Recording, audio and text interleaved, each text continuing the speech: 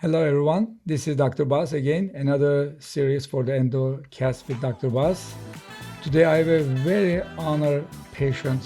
She traveled all the way from South Jersey, almost 2 hours to drive to just talk with me and then give some her information about her endometriosis journey.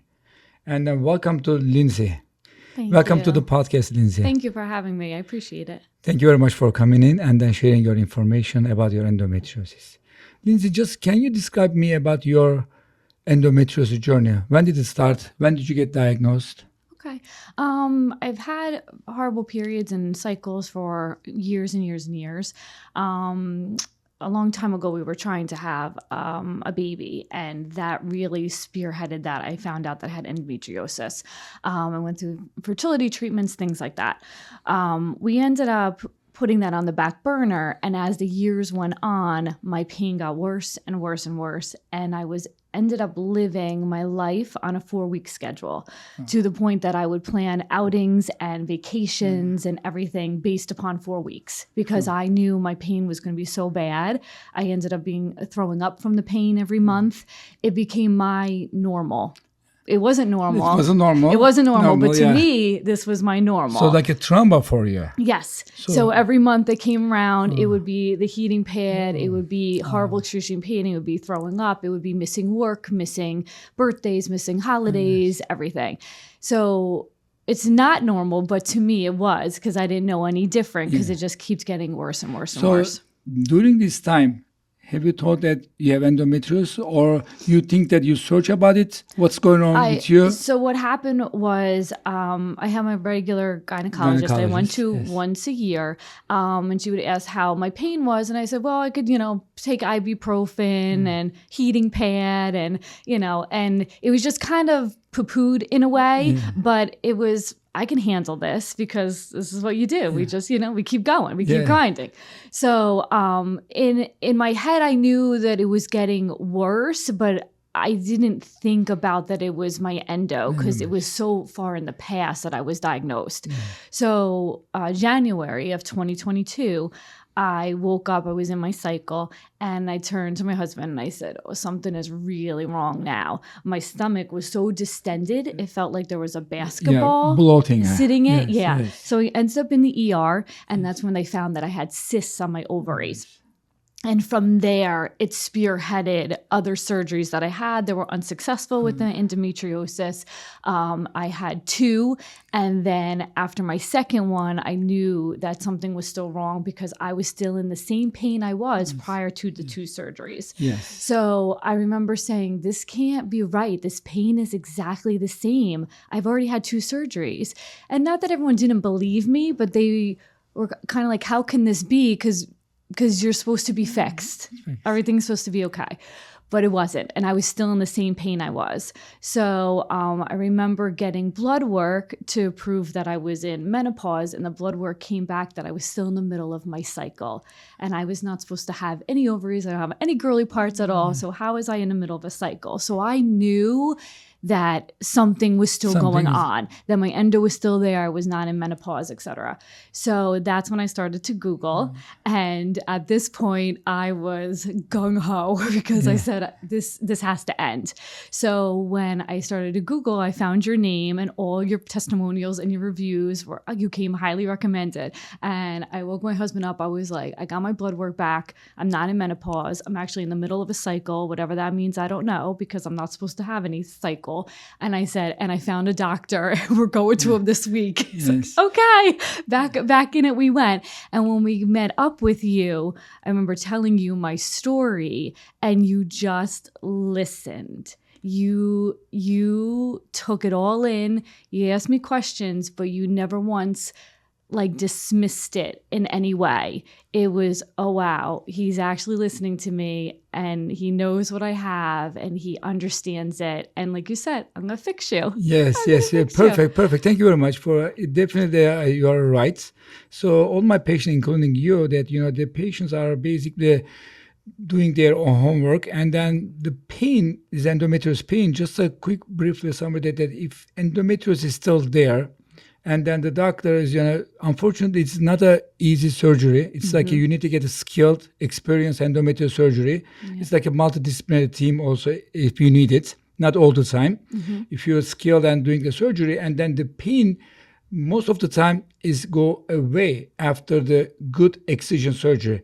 My feeling about that before even if doing any surgery for you, my feeling that I think you have some endometriosis, the doctor's not even able to remove it. Most likely they ablate it, means that like a cauterization of the endometriosis, like a tip of the iceberg, just the basic, the tip of that, they just cauterize that area and think that you have endometrial surgery.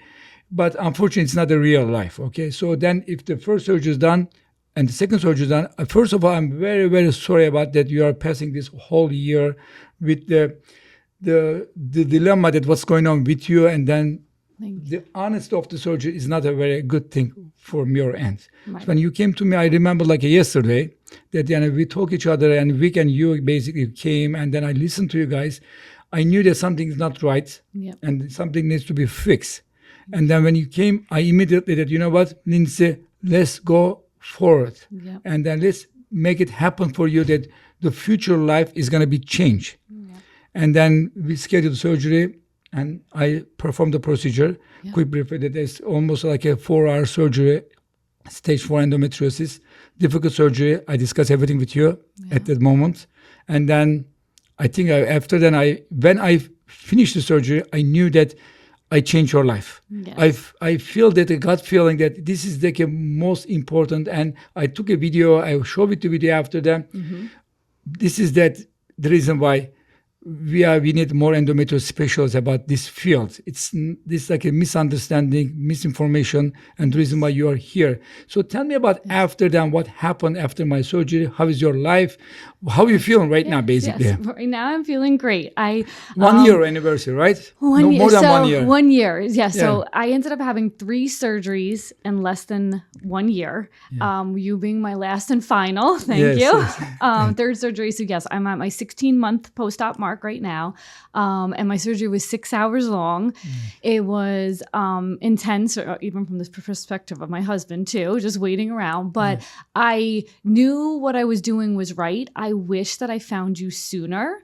I wish that I didn't have to go through the trauma that I went through to find you. So if there's one thing I want people to know is to be your own advocate and to make sure that you do your research. And if someone tells you have endometriosis, to get a specialist. Just like if you got diagnosed with anything, you don't want to still see your general doctor or your regular gynecologist. You want to see a specialist. So you need a specialist for endometriosis because people are just not versed in it. And it's so intense and it's a specialty that you have.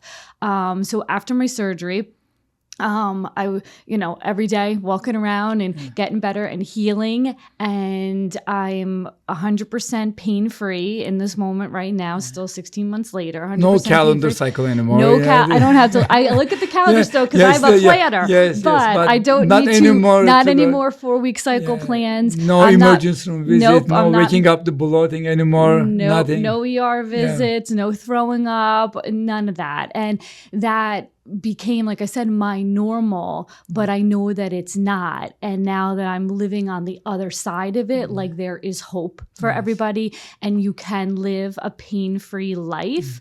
You just have to make sure that you see a specialist, to come and see Dr. Boz and he will fix you.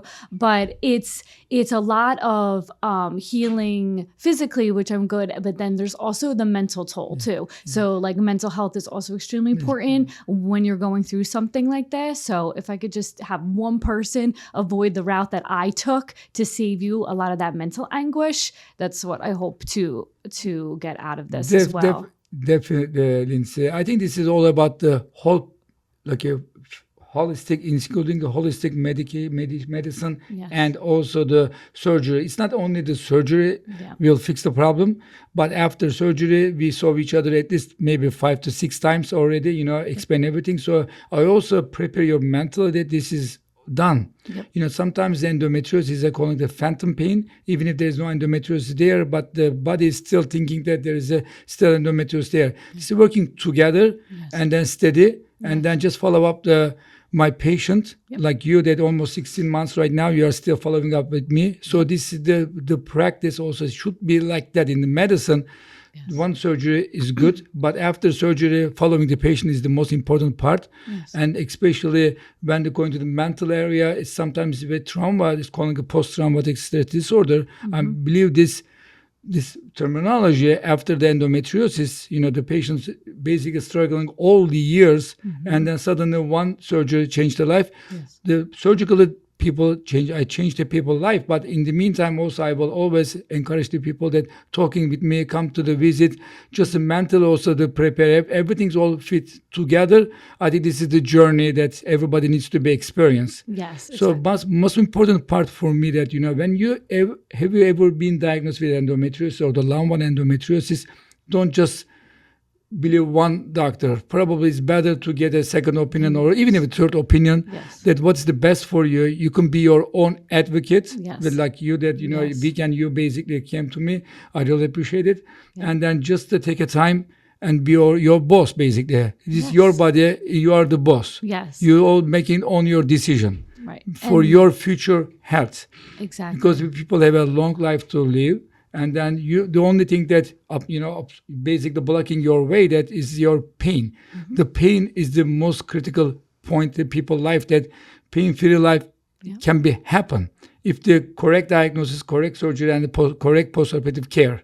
Am I right, Lindsay? Yes, you are 100% what do you think about it? Right. Yeah. And I remember after my surgery, you would call me constantly, checking in on me, making sure that I was okay. But you were also very focused on my past trauma that I have. And you're like, I don't want to upset you anymore, but your surgery was needed. You said it was crucial. You said, I never know how many sharks are in the water until I get in. And you're like, you had many sharks. So you encompass all of it. Like you're very sweet and down to earth, and you could talk to us and you could bring things down to layman's terms. And you're also on top of things, reaching out to me, even talking to Vic and making sure that we were okay and doing our follow-ups and stuff, which is also critical, not to feel like you were just, another one in the door, another one out the door. You're another number, basically. Exactly. Yeah. And only you know your body. So after my second one, when I knew I was still in pain, I was like, okay, people are not thinking that I'm lying. They just don't understand because we were told everything is okay. So you are the only one that knows your body. No one else knows it. So you have to keep, forging ahead, being your own advocate, taking the reins yourself in order to come out from the other side. Perfect. Your help is within reach. As far as you are advocate yourself, you are your own boss, I think you will make your own decision, and then you can find a good doctor about the endometriosis. And there is so much information out there but at least you need to do your homework. Yes. As far as you do homework, and then you get the good channels to go to operate this problem, I think this is the best thing you can do by yourself. Exactly. And then you can take your power back. Yes, power back and life your back. Yes, I'm in my healing era. Yes. I'm taking my power back. I'm not letting it control me and working through the trauma. And I thank you for fixing me and allowing me to get back to living a normal life. Perfect. One patient at a time. Okay, this is my goal. The thing is, you are not a number. You are the Lindsay and Vic, and you are a human being. And I will really take my time. This is the reason why I'm just keep contacting with you after the surgery. I want to make sure that mentally, or physically, or surgically, everything's going good direction. Yes. So as far as you meet these milestones, I think I'm very comfortable. We have, in the beginning, we are seeing each other maybe every 2 weeks, 3 weeks, 4 weeks. After the range is like every 3 months. Right now, every 6 months. Yeah. But you are 16 months after my surgery. Very, brave woman. I'm telling you, all your trauma in the past, you take it, but I'm really appreciate it. You trust me. Yes. It's very important to trust a doctor, especially good vibes and then going to the good direction. Yes. People can change the people's life. Right. Thank you, Lindsay. Thank you very much. Anything else you can tell us, our audience? Just like I said, be your own advocate. Make sure you do your homework. Come and see Dr. Boz because he is absolutely the best, and he will help you get back on track and live a happy, healthy, and productive life. Thank you. I thank you. Thank you, Lindsay. Thank you very much for your journey. See you next time. Thank you.